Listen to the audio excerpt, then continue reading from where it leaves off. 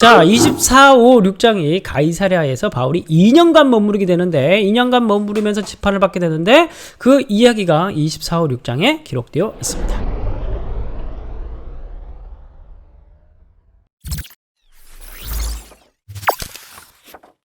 닷새 후에 대제사장 아나니아가 어떤 장로들과 한 변호사 도들로와 함께 내려와서 총독 앞에서 바울을 고발하더라.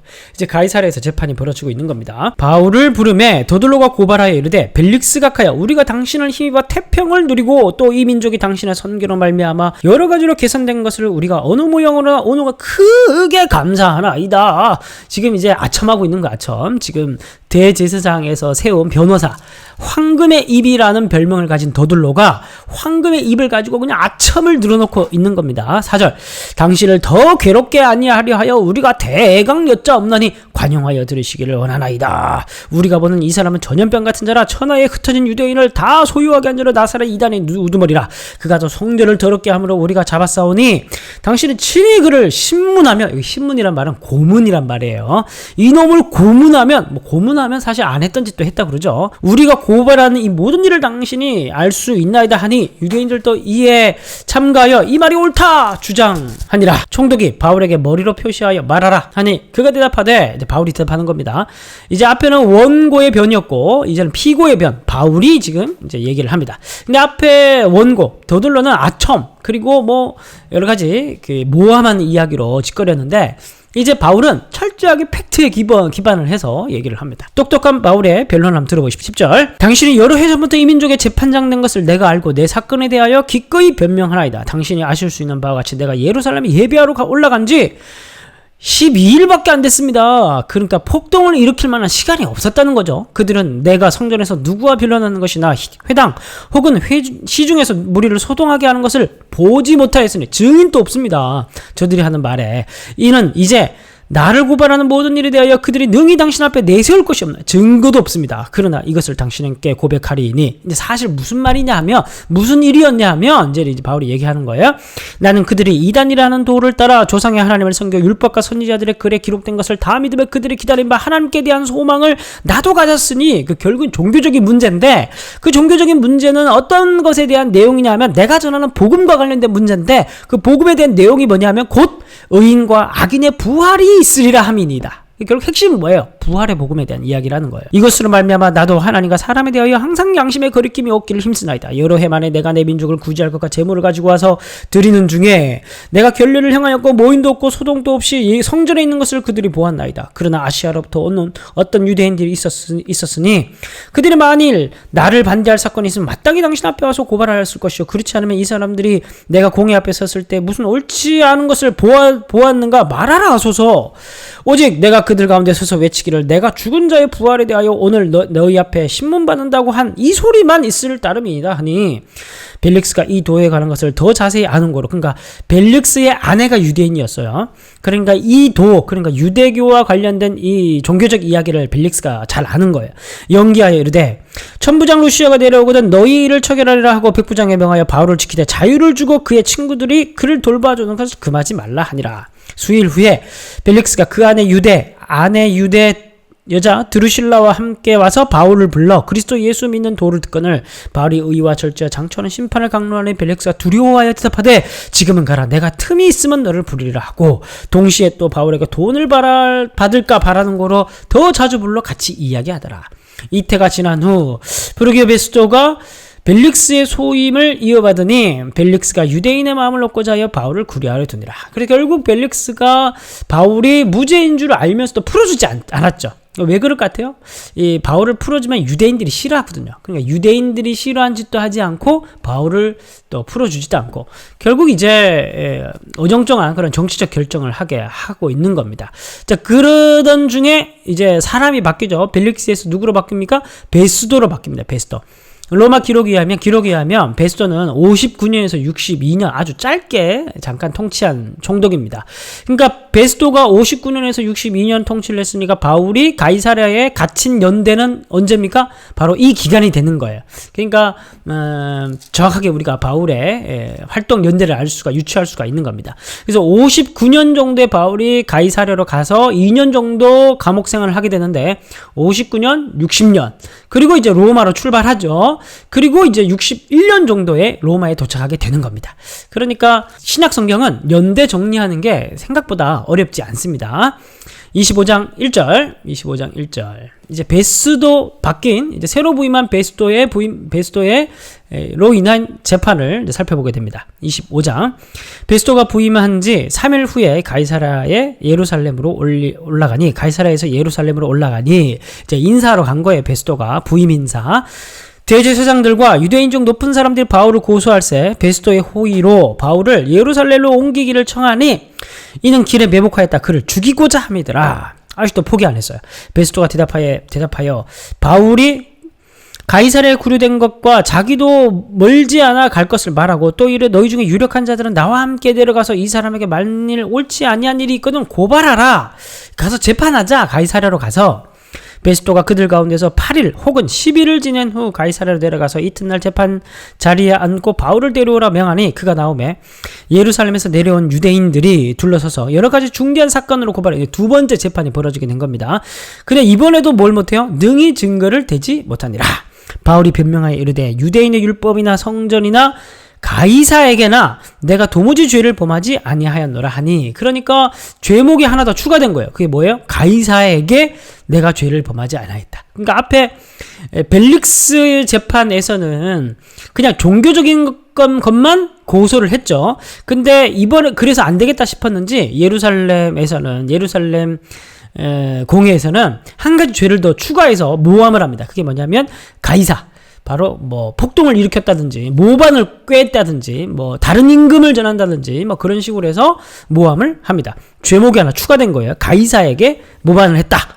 정치적 사건이 되는 겁니다. 9절. 베스도가 유대인의 마음을 얻고자 하여 이제 취임한 지 얼마 안 됐으니까 이제 유대인들의 마음을 얻어야죠. 바울들을 묻되 내가 예루살렘으로 가서 이 사건에 의해서 신문을 받겠느냐? 바울이 이르되 내가 가이사야의 재판 자리 앞에 섰으니 마땅히 거기서 신문을 받을 것이라. 당신도 잘 아시는 바와 같이 내가 유대인에게 불의를 행한 일이 없나이다. 만일 내가 불의를 행하여 무슨 죽을 죄를 지었으면 죽기를 사용하지 아니할 것이나 만일 이 사람들이 나를 고발하는 것이 다 사실이 아니면 아무도 나를 그들에게 내어줄 수 없나이다. 내가 가이사께 상소하노라 한데 이제 바울이 눈치챈 거죠. 그죠? 바울이 지금 자꾸 사람들이 그 베스도도 그렇고 유대인들도 그렇고 자기를 어디로 끌고 가려고 하는 겁니까? 예루살렘으로 끌고 가려고 하는 거예요. 예루살렘에 가는 길에 죽든지 예루살렘에 가서 죽든지 바울은 죽게 되는 겁니다. 그래서 바울이 지금 죄목이 하나 추가됐죠. 가이사에게 지금 뭔가 죄를 지었다. 그래서 이걸 또 바울이 잘 이용을 해서 바울이 이제 누구에게 재판을 받겠다고 하는 겁니까? 가이사에게 가서 직접 재판을 받겠다. 이걸 이용을 해서 이제 로마로 가겠다. 이제 이렇게 얘기를 합니다. 로마 시민권자니까 보내줘야죠. 12절. 베스도가 배석자에게 상의하고 이르되 내가 가이사에게 상소했으니 가이사에게 갈 것이라. 이제 드디어 바울은 로마로 가게 되었습니다. 자, 13절. 자, 13절. 수일 후에 아그리빠 왕과 버니게가 베스도에게 문항하러 가이사에 와서 여러 날이 있더니 베스도가 바울의 일로 왕에게 구하여 이르되 벨릭스가 한 사람을 구류하여 두었는데 내가 예루살렘에 있을 때 유대인의 대제사장과 장로들이 그를 고소하여 정죄하기를 청하기에 내가 대답하되 무릎 피고가 원고들 앞에서 고소 사건에 대하여 변명할 기회가 있기 전에 내주는 것은 로마 사람의 법이 아니라 하였노라. 그러므로 그들이 나와 함께 여기 오매 내가 지체하지 아니하고 이튿날 재판자리에 앉아 명하여 그 사람들을 데려왔으나 원고들이 서서 내가 짐작하던 것 같은 악행의 혐의는 하나도 제시하지 아니하고 오직 자기들의 종교 또는 예수로 하는 이가 죽은 것을 살아있다고 바울이 주장하는 그 일에 관한 문제로 고발하는 것뿐이라. 내가 이 일에 대하여 어떻게 심리하는지 몰라서 바울에게 묻되 예루살렘에 올라가서 이 일에 신문을 받으려니 한즉 바로 황제의 판결을 받도록 자기를 지켜주기를 호소하므로 내가 그를 가이사에게 보내주기까지 지켜주라 명하였노라 하니 아그리빠가 베스도에게 이르되 나도 이 사람의 말을 듣고자 하노라. 베스도가 이르되 내일 들으시리이다 하더라. 자, 여기서 13절에 보면 아그리빠 왕과 버니게가 지금 나타났죠. 이 아그리빠는 누구냐면 헤롯 대왕의 증손자입니다. 헤롯 대왕 증손자. 바로 이제 그때 당시에 갈릴리 지역을 통치했던 통치자였습니다. 자, 그래서 아그리빠 왕이 한 30살 정도 됐어요. 30살 정도.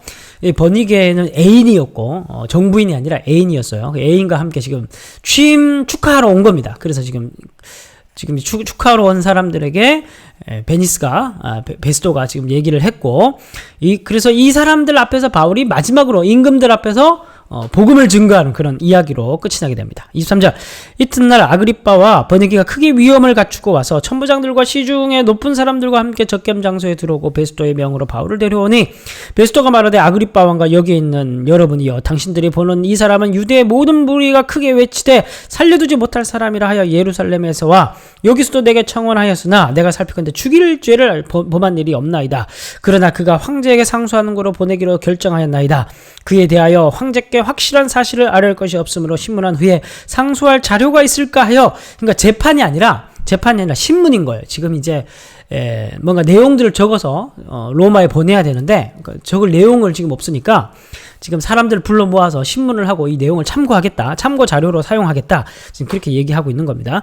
당신들 앞, 특히 아그리빠 왕 당신 앞에 그를 내세웠나이다. 그 제목도 밝히지 않고 죄수를 보내는 것이 무리한 일인 줄 아나이다 하였더라. 26장. 자, 그래서 이제 사도행전 9장 5절을 보면 바울의 소명을 얘기하면서 이방인과 임금들 앞에서 복음을 전하기 위해서 택한 나의 그릇이라는 말씀이 있습니다. 그래서 그 말씀이 성취되고 있는 장면입니다. 26장부터 바울이 이제 세 번째, 이제 9장, 22장, 26장, 바울이 다메섹 사건, 자신의 간증, 자신이 변화된 사건에 대한 간증을 지금 세 번째 지금 실어놓고 있습니다.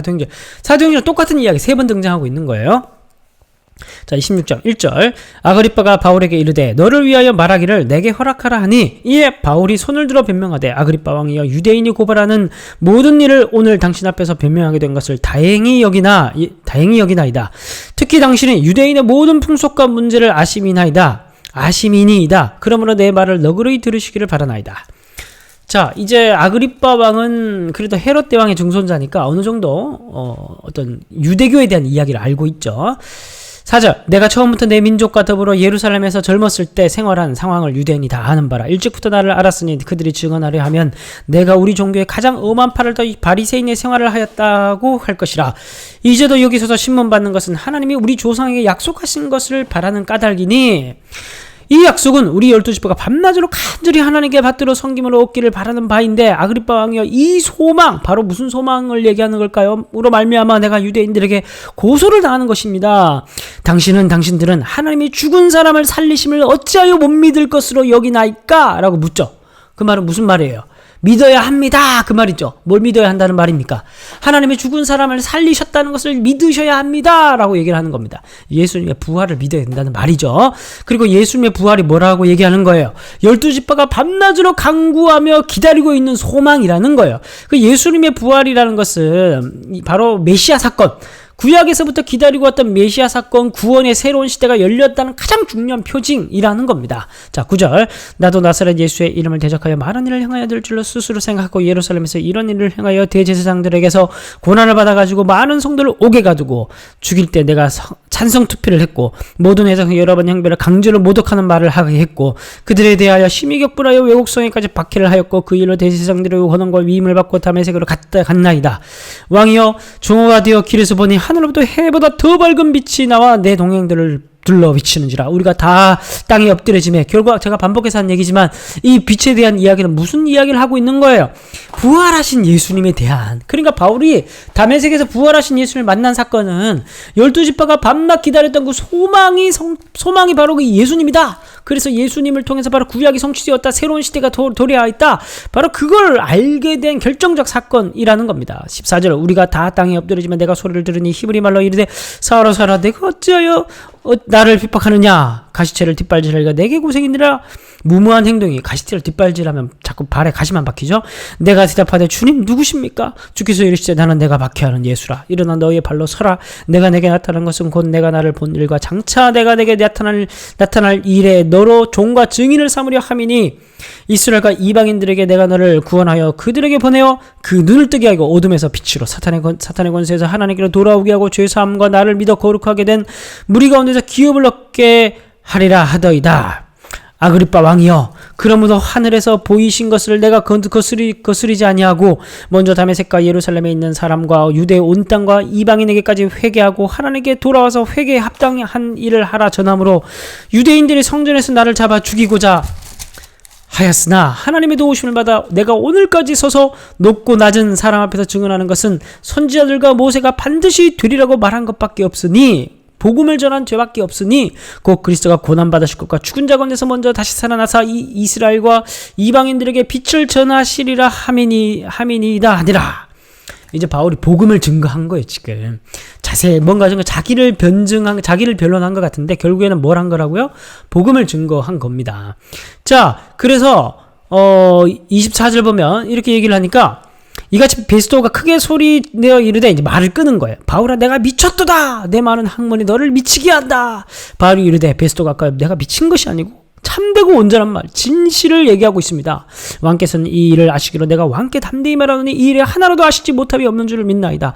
이 일은 한쪽 구석에서 행한 것이 아니니이다. 아그리빠 왕이여, 선지자를 믿으시나이까? 믿으시는 줄 아나이다. 이제 계속 이제 바울이 지금 아그리빠 왕이 약간 반응을 했던 것 같아요. 그래서 그걸 딱 물고 이제 복음을 막 전하고 있는 겁니다.